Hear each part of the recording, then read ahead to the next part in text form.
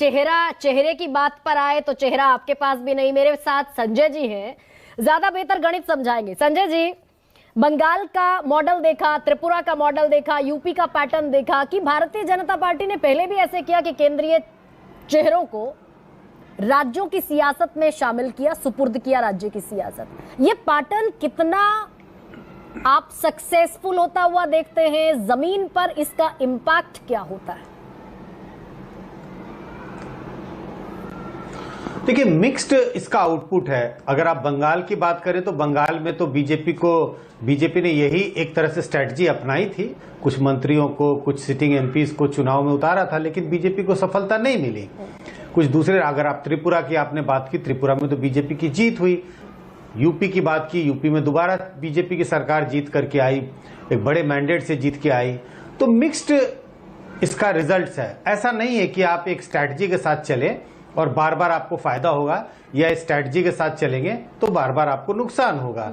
अब मुझे लगता है ये स्टेट में माहौल कैसा है, पार्टी का जनाधार कैसा है, पार्टी के पक्ष में या उसके खिलाफ माहौल अगर बना हुआ है। अगर पार्टी के खिलाफ माहौल बना हुआ है तो आप स्ट्रैटेजी कोई भी ले आए, आप 20 मंत्रियों को उतार दें, केंद्र के मंत्रियों को, शायद वो चुनाव नहीं जीत पाएंगे। तो ये इकलौता हथियार नहीं है। माहौल कैसा है उसके हिसाब से चीजें निर्भर करती है। और जैसा मैंने कहा, मिक्स्ड रिजल्ट अभी तक मिला है बीजेपी को। बीजेपी सक्सेसफुल भी हुई है स्ट्रैटेजी से और उसको नुकसान भी हुआ है। लेकिन अभी जो मध्य प्रदेश की स्थिति है, मध्य प्रदेश, राजस्थान और छत्तीसगढ़, क्योंकि छत्तीसगढ़ से भी खबरें इसी तरह की आ रही है कि बीजेपी की टॉप लीडरशिप यहां भी केंद्रीय लोगों को, केंद्रीय चेहरों को उतारेगी। राजस्थान से भी इसी तरह की खबरें हैं। तो इन तीनों राज्यों का माहौल क्या कहता है?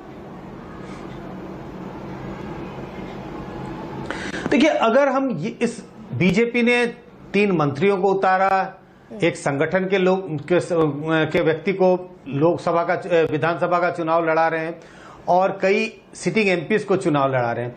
अगर सिर्फ इस स्टेप से ये बना लिया जाए माहौल की बीजेपी की स्थिति बहुत खराब है, मध्य प्रदेश में बीजेपी हारने की स्थिति में है और वो हार से बचने के लिए स्टेप उठा रही है, तो मुझे लगता है, मैं ऐसे आर्गुमेंट को नहीं मानता।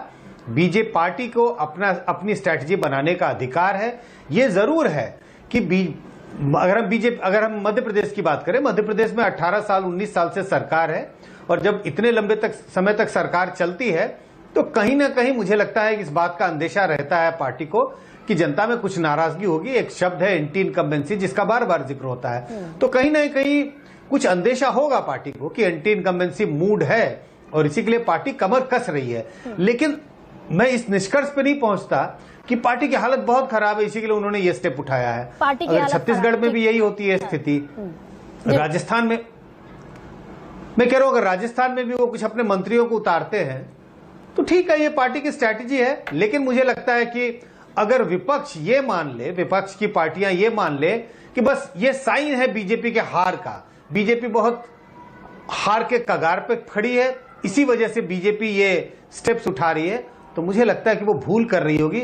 अभी चुनाव होना बाकी है। चुनाव में मुझे लगता है अगर हम राजस्थान मध्य प्रदेश की बात करें, कांटे का मुकाबला है दोनों पार्टियों के बीच में, टक्कर हो रहा है। छत्तीसगढ़ की अगर बात करें तो मुझे लगता है कांग्रेस को शायद एज दिखाई पड़ता है, लेकिन राजस्थान और मध्य प्रदेश को न तो बीजेपी हल्के में ले सकती है, न कांग्रेस को इन चुनावों को हल्के में लेना चाहिए। ठीक है, शिवम त्यागी।